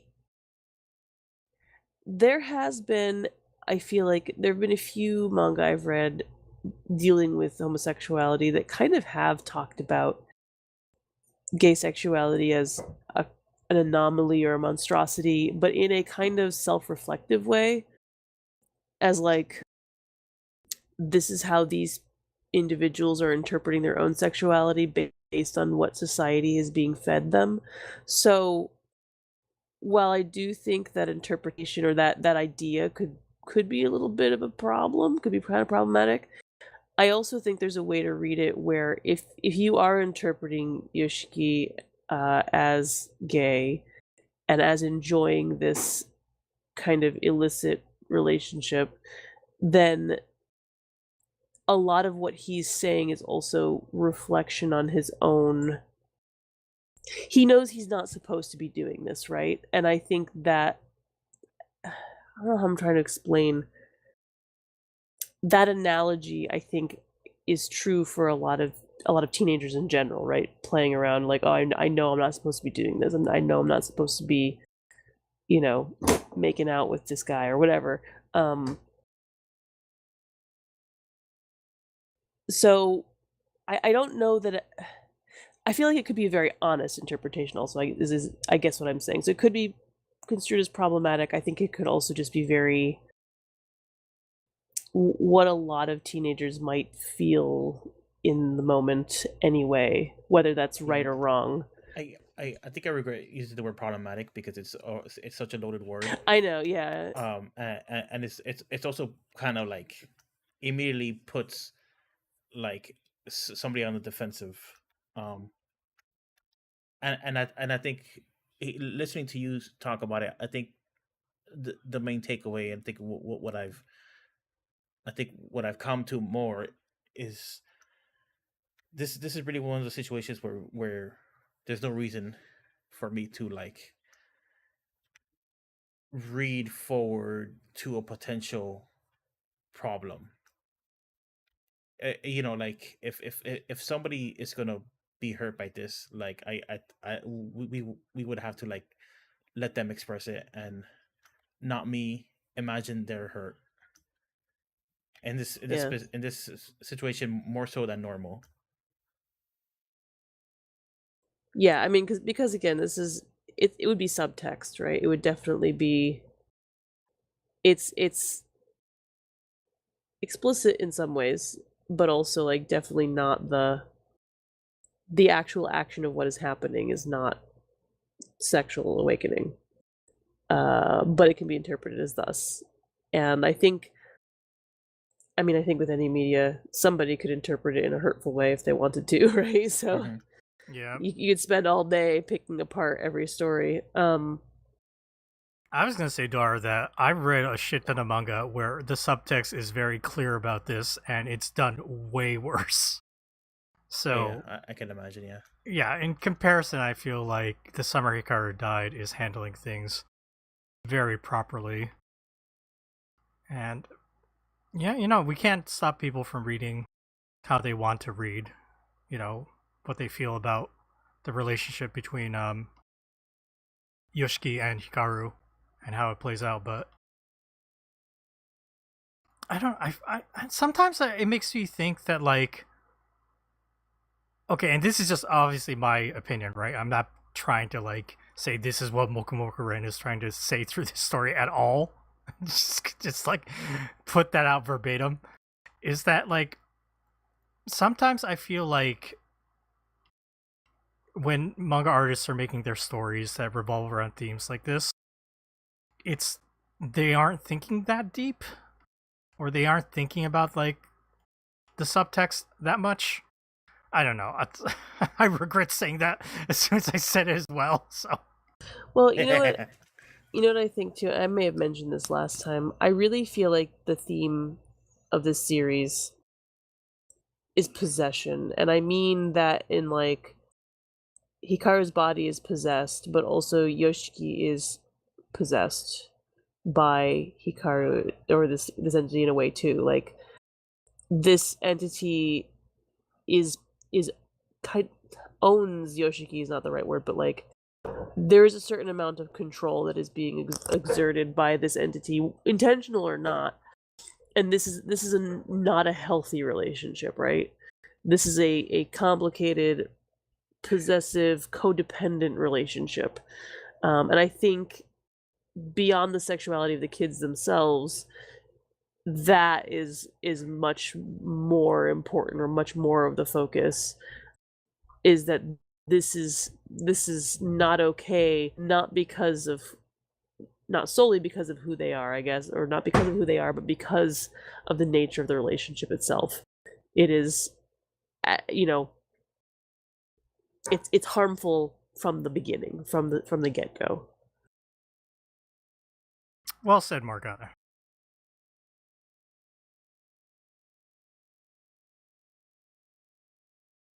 Okay, is there anything else to say about The Summer Hikaru Died Volume 2?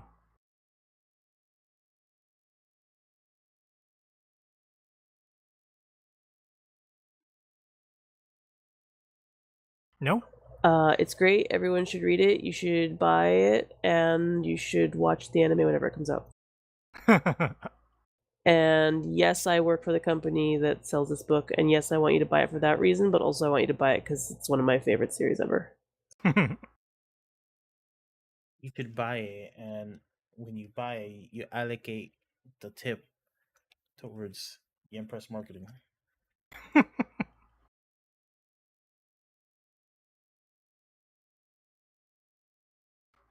You know what? I would also be concerned about like the quality of the anime, Morgana, because the art of Mokumoku Ren is so good. But considering they just announced like the Witch Hat Atelier anime, and they put out that teaser trailer and it looks amazing, you know, have high hopes. Yeah, no, I'm reserving judgment until I see more, right? It's only been announced. We don't even know when it's happening or anything. I've been burned before on those Junji Ito anime adaptations. And I just really feel like, for me personally, for a horror series, the way it looks is really, really important for me. You know, it really needs to look good. It really, and again, this is a series, and yeah, and like the Ito stuff too, where I think so much of what makes it good is the way it looks. Here. I just realized I forgot to mention something in what you've been reading, so I will bring that up after we're done discussing our final, kind of like our picks or whatever, our order.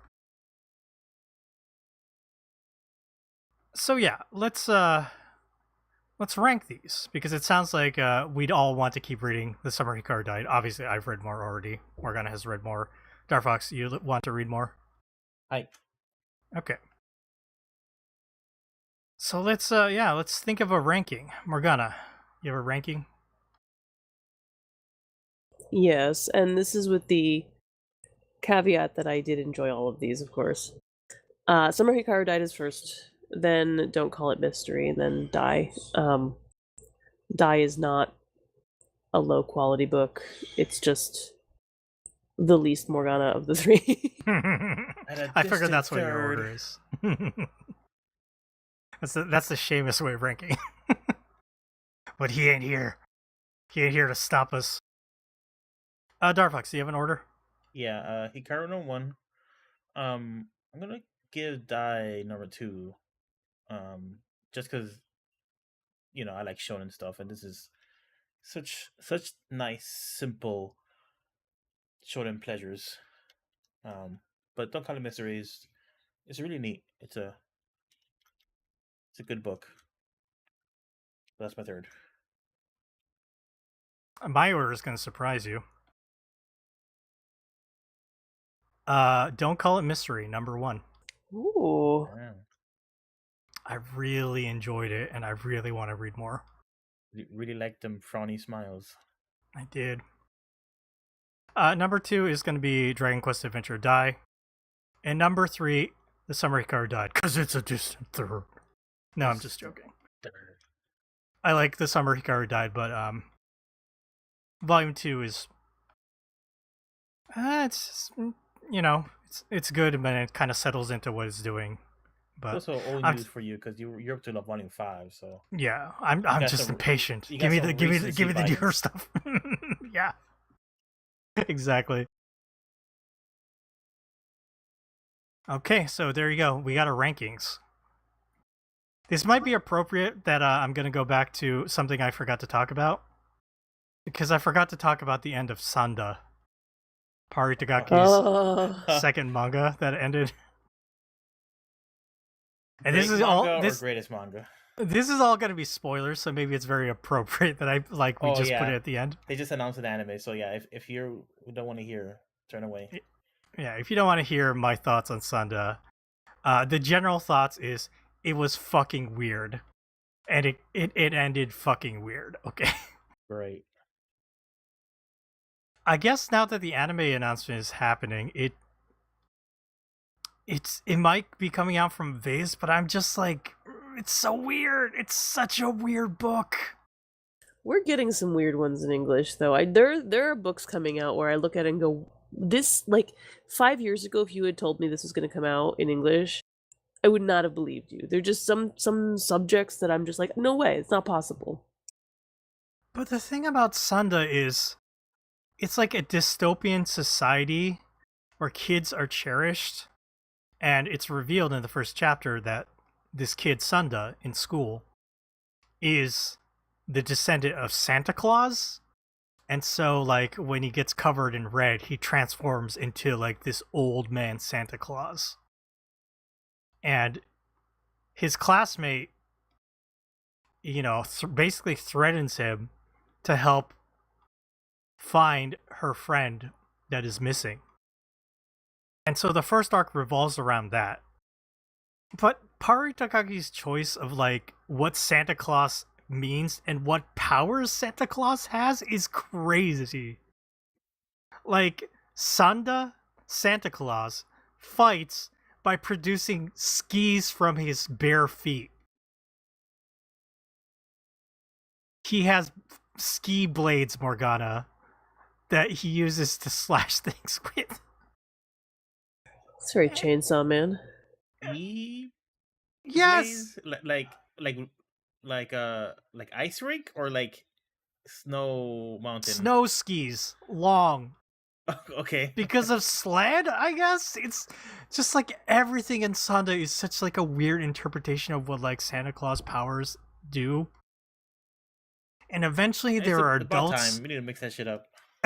There are adults who end up coming in afterwards that are all like hunting for who's the Santa Claus. We gotta sniff him out and kill him.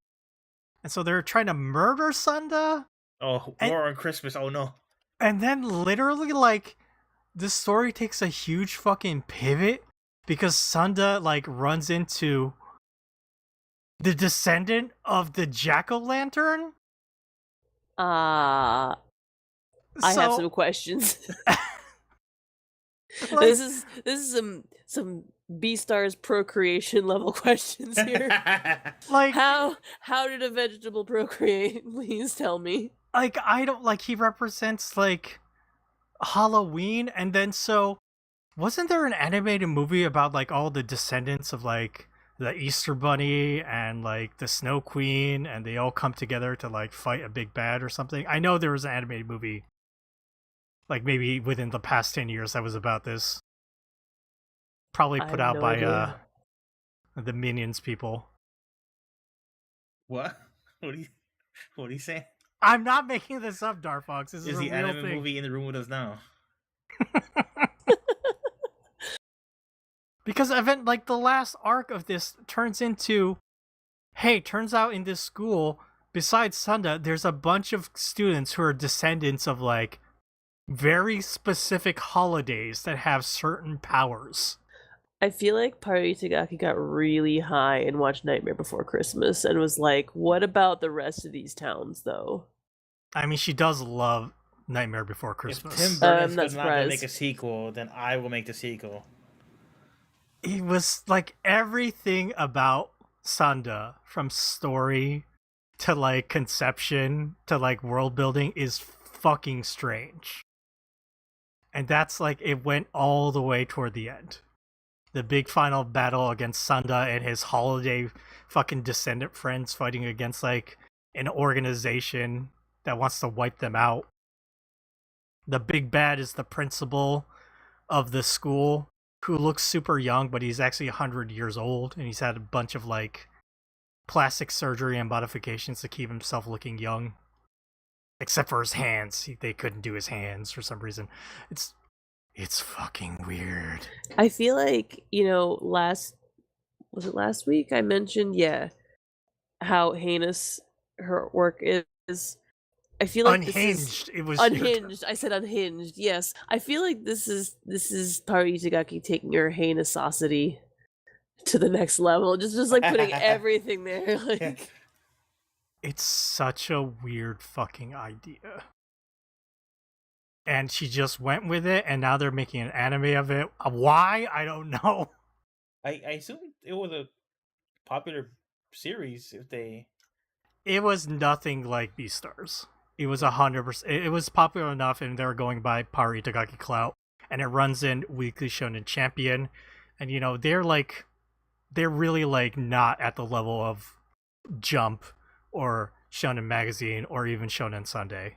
They're definitely at the bottom of that tier list. They got their Yoamushi Pedal, they got their Baki, they got their Welcome to Demon School Irma, and they just ride the wave of like their few popular series. Before it was Beastars, and Sanda definitely did not. I doubt it performed that well. But they'll yeah. So she did announce that now that Sunda is over, she's going to do 2 chapters of Beast Complex. So fucking, I'll look forward to reading those in the upcoming weeks. Got to go back to that Beastar as well. Oh boy. those are gonna be even weirder now. Oh yeah. Oh yeah. She's tasted freedom.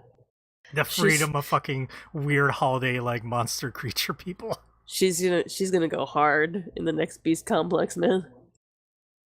Sanda was so weird. Okay, I'm kind of glad that I just remembered that to do this at the end, because that was such spoiler stuff. But yeah, hopefully people use the timestamps to skip over if they are interested.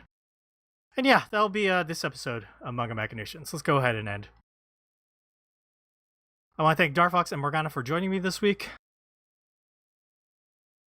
If you're interested in watching our live recording, it's over on YouTube, youtube.com/mangamactv. Make sure to check out our website, mangamachinations.com. Our Tumblr is mangamachinations.tumblr.com. If you want to support us, buy us a coffee, head over to ko-fi.com/mangamac. Come join our Discord server. Come play Mahjong with us every Monday. Just head over to discord.me/mangamac to join. If you want to send us an email and ask us questions, send them over to mangamachinations@gmail.com. Follow us on social media at Manga Mac Podcast. That's Manga MAC Podcast. That's for Instagram, Blue Sky, Twitter, everything else. And you can follow my personal social media at DocZoo. Follow Darfox at Darfox8. And follow Morgana at Morgana Relina. Alright, everyone. Thank you so much for listening to us this week. Bye bye.